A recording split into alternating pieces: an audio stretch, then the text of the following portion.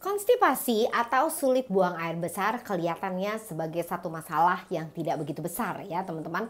Tetapi saya mengerti sekali begitu banyak orang yang mengalami masalah ini. Terutama kalau ini terjadi berkepanjangan, maka akan sangat-sangat membuat frustasi. Siapa yang ke toilet itu bisa nangis-nangis, bahkan ada kalau anak kecil susah buang air besar teman-teman, maka dia akan menghindari untuk pergi ke toilet. Dan ini justru akan membuat permasalahannya semakin parah teman-teman. Dan bahkan teman-teman banyak sekali orang-orang yang men-sharing kepada saya kalau sulit buang air besar ini bikin mereka perutnya seringkali bloated, nggak nafsu makan, perutnya berasa gemuk dan nggak bisa berasa kosong, dan kalaupun dia BAB nggak bisa sampai plong gitu ya. Nah teman-teman, kronik konstipasi ini sangat menimbulkan masalah lainnya. Kalau ini terjadi berkepanjangan itu bisa menjadi wasir teman-teman, bahkan stool atau pup yang ada di dalam usus besar kita itu bisa menjadi padat, begitu makin sulit lagi untuk dikeluarin ya teman-teman ya. Nah mari kita bahas mengenai masalah konstipasi ini teman-teman. Semoga tips-tips yang saya berikan dalam video ini bisa bantu kamu, oke? Nah yang pertama teman-teman, sebenarnya apa yang menyebabkan problem gak bisa BAB? Di dalam 10-15 tahun belakangan ini banyak sekali pembelajaran saintis itu di area mikrobiota atau kesehatan usus. Nah, kesehatan usus ini menjadi sangat-sangat penting teman-teman, karena kesehatan usus kita ditentukan oleh siapa yang tinggal di sana. Di dalam usus besar kita terdapat 100 triliun bakteri, campuran bakteri virus ya, tapi mainly bakteri teman-teman, yang jumlahnya adalah 10 kali lipat jumlah sel di dalam tubuh kita. Wow, betul nggak ya? Beratnya itu mencapai sekitar 2,5 kilogram teman-teman, atau 5 pound dari bakteri yang ada di dalam usus besar kita. And that is amazing. Siapa aja yang tinggal di sana. Nah teman-teman, bakteri yang begitu banyak ini ternyata punya nama teman-teman, dan ada bakteri-bakteri tertentu yang mendukung metabolisme kita sehingga kita bisa buang air besar, tapi ada juga bakteri yang menghalanginya. Nah, pada saat terjadi kronik konstipasi, saintis menemukan bahwa ternyata terjadi adanya ketidakseimbangan komposisinya bakteri-bakteri itu, sehingga bakteri-bakteri yang menyebabkan membuat kita, membantu kita buang air besar itu kurang teman-teman, atau ada patogen yang bahkan menghalangi proses dari BAB ini teman-teman ya. Nah jadi bagaimana dong teman-teman, apa yang harus kita lakukan? By the way teman-teman, kalau kamu tertarik untuk baca penelitiannya, studi klinisnya teman-teman, saya lampirkan di deskripsi. Oke?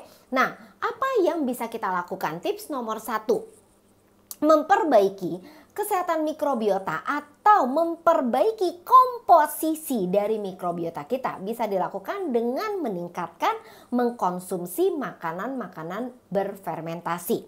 Nah, hal ini saya pelajari dari 10 minggu studi klinis oleh Stanford scientist ya, yang mempelajari bagaimana makanan-makanan fermentasi itu berguna untuk meningkatkan diversitas dari mikrobiota kita. Sehingga ibaratnya nih, saya kasih analogi semua yang mudah sekali dimengerti ya teman-teman ya.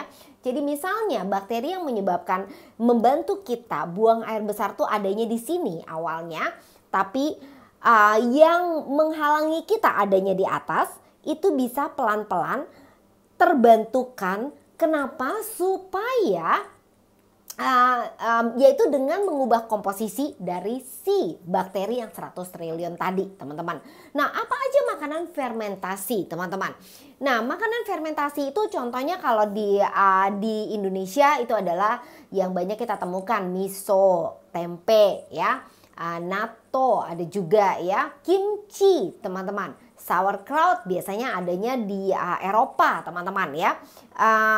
Terus ada juga yogurt ya. Yogurt yang bisa membantu kita itu makanan-makanan fermentasi. Oh ya, satu lagi kombucha ya. Oke. Nah, yang menariknya teman-teman, makanan fermentasi ini ternyata di dalam studi klinis yang sama itu dibandingkan dengan peningkatan fiber. Apakah peningkatan fiber itu otomatis memperbaiki diversitas dari mikrobiota? Tidak jawabannya ya teman-teman ya. Karena peningkatan fiber ternyata dalam studi klinis dari Stanford University ini, mereka melihat bahwa meningkatkan fiber dari RDA yaitu 14 gram per 1000 kalori itu tidak memperbaiki mikrobiota diversitas teman-teman. Sehingga mungkin ini yang menjadi banyak sekali teka-teki dari orang-orang di luar sana. Karena seringkali pada waktu kita sulit BAB orang bilang minum fiber. Betul nggak? Minum fiber. Banyak sekali ya teman-teman ya jenisnya di luar sana minum fiber. Teman-teman, fiber kalau kamu memang belum makan enough sayuran teman-teman, sayur hijau saya sangat-sangat menganjurkan. Kenapa? Sayuran hijau itu banyak sekali mengandung mineral-mineral yang kita butuhkan untuk proses metabolisme. Tapi nggak perlu makan yang sangat berlebihan, humongous ya saya bahasanya ya. Tapi dibutuhkan kurang lebih 14 gram per 1000 kalori. Jadi kira-kira kalau seperti saya itu setara dengan sekitar 500 gram brokoli dalam 3 kali makan ya. Doable? Yes, sangat doable. Tapi lebih dari itu nggak perlu teman-teman ya. Nah, jadi hindari fiber-fiber artificial atau yang dalam saset-sasetan. Kenapa? Well, karena satu, fiber-fiber di dalam sasetan itu teman-teman, mereka adalah fibernya bentuknya uniform atau seragam teman-teman. Sehingga ini tidak membantu diversitas dari si mikrobiota kita teman-teman. Bahkan kalau dia terus-menerus diberikan dia fiber kasar, dia bisa mengikis permukaan dari usus besar kita sehingga justru malah menjadi efek negatif teman-teman ya. Oke. Now that's about fermented food dan fiber. Oke. Ya, hal kedua yang banyak orang dengar itu adalah mengenai probiotik teman-teman ya. Probiotik. Apa itu probiotik? Well, probiotik adalah bakteri-bakteri baik ya yang bisa membantu kita. Jadi ibaratnya gini, kalau polisi itu adalah tentara baik, dia nangkepin maling. Nah, ada si maling, ada si polisi. Jadi ada probiotik, ada juga bakteri yang jahat yaitu patogen. Nah, probiotik itu banyak sekali dulu orang pelajari. Kalau saya konstipasi saya minum probiotik. Makanya kenapa minuman fiber di luar sana banyak banget yang campurannya pakai probiotik, teman-teman. Yogurt juga dicampur dengan probiotik. Oke? Nah, probiotik ini ternyata efeknya itu tidak diam atau tinggal di dalam usus kita. Dia bersifat sebagai terapeutik, teman-teman. Artinya apa? Artinya dia masuk, oke, sut, ya.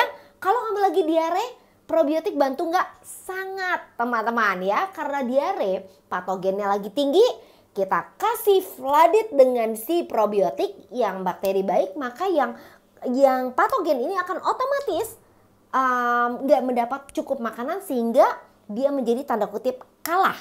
Oke? Tetapi dalam hal konstipasi ini yang kita mau adalah diversitas di dalam mikrobiota usus kita itu menjadi meningkat. Sedangkan probiotik tidak begitu efeknya bukanlah seperti itu teman-teman. Jadi boleh nggak minum probiotik? Boleh, tapi nggak menyelesaikan masalah kamu gitu ya. Kalau sesekali yes berguna, tapi kalau terus-terusan nggak berguna teman-teman ya. Oke, nah itu mengenai probiotik. Nah terus apa yang kita bisa lakukan selanjutnya? Yaitu teman-teman perlu mengenali sesuatu yang terms yang bernama prebiotik. Nah, prebiotik ini adalah bahan-bahan yang membuat bakteri kita itu menjadi sehat. Oke, ini bisa termasuk resistant starch seperti starch yang ada di dalam pisang hijau ya, pisang kepok hijau ya, atau pokoknya pisang yang hijau yang gak ada rasa manisnya, rasanya sepet, yes ya, itu bakteri sangat-sangat suka. Nah ini kategorinya adalah prebiotik. Nah prebiotik ada beberapa macam juga, seperti juga ubi porang teman-teman, itu juga bagus ya. Nah tapi yang saya mau highlight di sini adalah sebuah antioksidan yang bernama anthocyanin. Nah, anthocyanin ini adalah zat warna. Zat warna dari tumbuh-tumbuhan yang berwarna biru ungu yang terdapat dalam tumbuh-tumbuhan seperti beras hitam, kol ungu, jagung ungu, blueberry teman-teman, blackcurrant ya, blackberry teman-teman ya, itu semua zat warnanya yang membuat kalau kamu beli blueberry terus kemudian jatuh di baju atau di meja teman-teman, kamu akan notice mejanya langsung berwarnanya biru ungu. Nah itu dia zatnya ya teman-teman ya. Nah anthocyanin ini dipelajari, dia dapat dia menyehatkan bakteri-bakteri baik kita. Nah saya mengedifikasi suplemen yang satu ini teman-teman, ini bukannya karena saya jualan teman-teman ya, tapi saya melihat studi klinis yang luar biasa dari suplemen yang satu ini teman-teman ya. Dia bernama Agelock Reset. Oke, dia mengandung 215 mg dari anthocyanin ini. Dan ini diuji selama 8 minggu, itu membuktikan menaikkan komposisi bakteri yang membantu penyebab BAB kita sulit teman-teman, atau membantu konstipasi kita membaik ya, itu ya. Nah jadi teman-teman, Agelock Reset ini dengan anthocyaninnya dia menyehatkan bakteri-bakteri yang berguna yang membantu kita untuk buang air besar, untuk memproses dengan lebih baik. Tapi tentu saja teman-teman, saya nggak bisa bilang terus kamu minum aja ini problem konstipasi kamu akan langsung gone, tapi tidak mengenal dari solusi-solusi yang tadi teman-teman. Kenapa? Karena idealnya teman-teman kamu mempelajari fisis kamu. Kalau di Amerika teman-teman itu mereka punya lab untuk mengecek komposisi dari fisis kamu, sehingga exactly kamu bisa tahu apa yang terjadi. Oke? Tapi karena di sini nggak ada teman-teman, tergantung dari kondisi mikrobiota kamu. Kalau jumlah dari mikrobiota yang baik itu terlalu sedikit, maka kamu berikan anthocyanin pun tidak akan menolong terlalu banyak atau terlalu cepat teman-teman. Sehingga banyak orang frustasi, kok saya udah minum Agelock Reset tapi belum mendapatkan hasil. Oke? So teman-teman, jadi seperti itu ya teman-teman ya, saya kasih tips. Jadi konsumsilah makanan fermentasi teman-teman dalam keseharian kamu. Oke, penting banget teman-teman. Porsinya berapa? Porsinya itu sekitar 6-7 porsi. Terus kemudian kedua, kamu bisa konsumsi probiotik pada waktu kamu sekali-sekali, atau kalau lagi problem diare, karena biasanya kita juga bisa mengalami hal ini teman-teman ya, probiotik, tapi nggak perlu sering. Kalau yang lebih penting itu justru adalah memasukkan prebiotik, seperti makan pisang hijau dan juga makan Agelock Reset. Atau kamu bisa mendapatkan kandungan dalam Agelock Reset ini, kalau kamu makan blueberry satu hari itu 2 cangkir, 2 cup teman-teman ya. Jujur mungkin tidak begitu mudah untuk banyak dari kita untuk minum, untuk makan, untuk konsumsi 2 cup blueberry teman-teman ya. So oke, itu sharingan saya teman-teman, semoga ini bisa membantu teman-teman untuk mengatasi problem sulit BAB-nya kamu, dan semoga kita semua diberikan metabolisme yang sehat. Oke? Nah teman-teman, kalau kamu ada pertanyaan jangan ragu-ragu untuk klik link di bawah ini. Kita bisa chat, konsultasi mengenai masalah metabolisme kamu, sehingga kamu bisa benar-benar mendapatkan hasil, mendapatkan perbaikan yang kamu inginkan. Oke? So stay tune bersama dengan Ain Buntoro. Sampai jumpa teman-teman. Bye-bye.